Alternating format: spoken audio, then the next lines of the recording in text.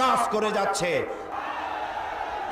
জামাত ইসলামী মাওলানা মওদুদীর সাথে মতবিরোধ থাকতে পারে, কিন্তু জামাত ইসলামী কোন ইসলামী দল নয়, এমন কথা পৃথিবীতে কোন বেয়াদব আজ পর্যন্ত বলতে পারে নাই।